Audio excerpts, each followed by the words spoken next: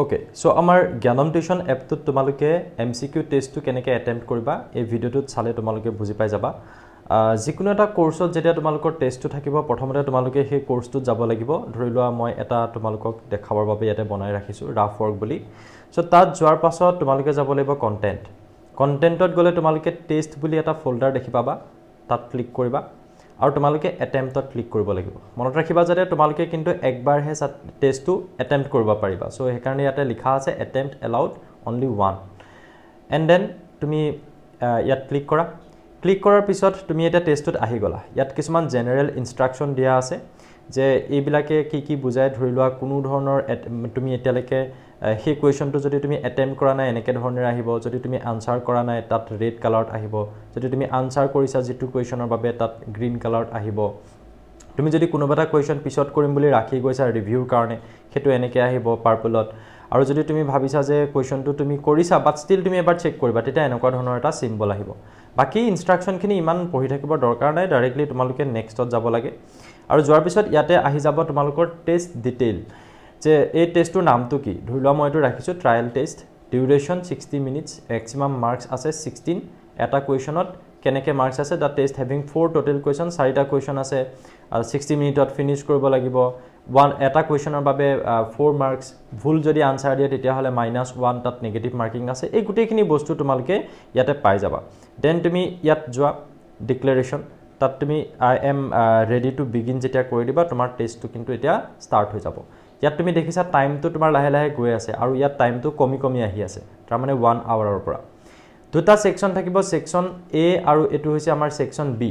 so আমি generally যেটা test বিলাক দুটা চেপ্টাৰৰ ওপৰত ল যেহেতু এটা ইউনিটত দুটামান চেপ্টাৰ থাকে সো তেতিয়া সেকশন A এটা চেপ্টাৰ আৰু সেকশন B এটা চেপ্টাৰ তোমালোকে পাবা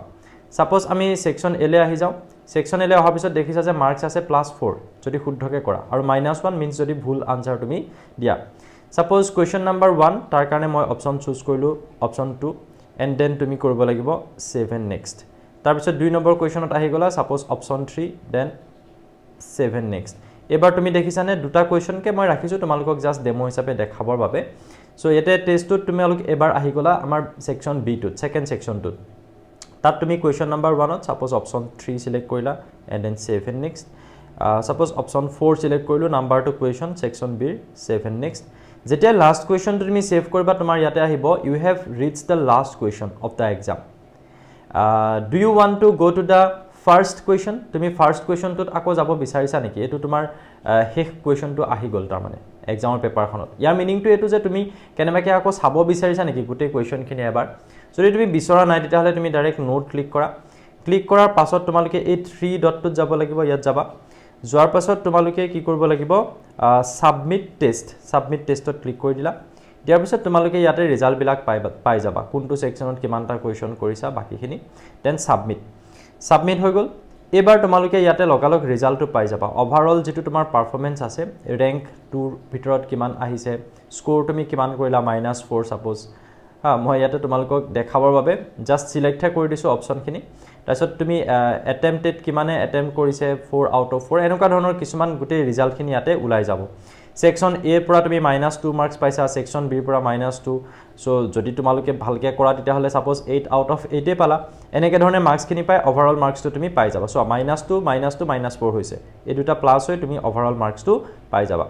বাকি এখিনি ইমান নেসেসাৰি নহয় তাৰ পিছত তুমি সলিউশনছখিনি চাব বিচাৰিছা যে কাৰেক্ট আনসাৰখিনি কি আছিল বা কেনেকে হয় সো তুমি সলিউশনত ক্লিক কৰিবা সলিউশনছত ক্লিক কৰাৰ পিছত তোমালোকে ইয়াতে দেখি যা যে ইনকাৰেক্ট তুমি ফাৰ্স্ট কোৱেশ্চনটোৰ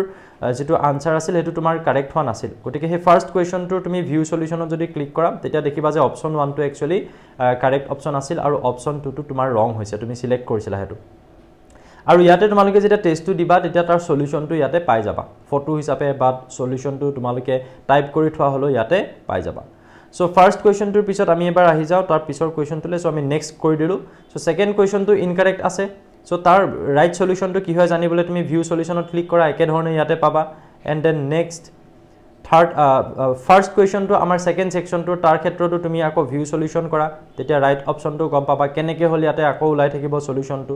সো তেনেকে তোমালোকে গৈ থাকা and then the last question suppose ইয়াতো তোমালোকে চাব বিচাৰিছা সলিউশনটো এনেকে ধৰণে সো তাৰ পিছত তোমালোকে নেক্সট কৰি দিলা এণ্ড আকৌ ইয়াতে সুধিব যেতিয়াই তুমি লাষ্টৰ কুৱেশ্যনটো নেক্সট কৰি দিবা সুধিব যে you have reach the last question do you want to navigate to first question তাৰমানে তুমি ফাৰ্ষ্ট কুৱেশ্যনটোত আকৌ তুমি ঘূৰি যাব বিচাৰিছা নেকি মানে সেইটো সুধিছে তুমি এইটো ডাইৰেক্টলি নো চিলেক্ট কৰি দিবা কৰি দিয়াৰ পাছত য়েছ ইউ আৰ ডান হৈ গ'ল এইখিনি কৰাৰ পিছত তুমি কুৱেশ্যন পেপাৰখনো ইয়াৰ পৰা আকৌ এক্সট্ৰাকৈ তুমি ডাউনলোড কৰি ল'ব পাৰা এয়া চোৱা টোটেল মাৰ্কছ তুমি 4 পালা ছেকশ্যন 8 ফাৰ্ষ্ট কুৱেশ্যনটো তোমাৰ এনেকুৱা হ'ল এনেকৈ গোটেইখিনি বস্তু তোমাৰ ডিটেইলত এনেকৈ আহি গৈ থাকিব অ'কে চ' এইখিনিয়ে তোমালোকে টেষ্টটো এটেম্প কৰিবৰ বাবে যিখিনি প্ৰচেছত যাব লাগিব থেংক ইউ